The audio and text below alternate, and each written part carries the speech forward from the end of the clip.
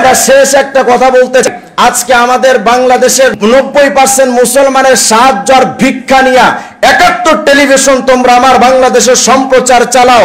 আমার বাংলাদেশের ইসলাম বহির্ভূত, ইসলাম বিরোধী কোন রিপোর্ট যদি তৈরি করতেই থাকো, সামান্য ফেসবুকের স্ট্যাটাসের মাধ্যমে তোমাদের লক্ষ লক্ষ লাইক গুলো কমে গেছে, ফলোয়ার কমে গেছে, তোমাদের সাবস্ক্রাইব গুলো কমে গেছে। যদি তোমরা বন্ধ না করো, প্রয়োজনে ওলামায়ে কেরাম অনলাইনের প্রতিবাদ ছেড়ে দিয়ে ময়দানে এসে তোমাদের অফিস ভাঙচুর করতে বাধ্য হয়ে যাবে।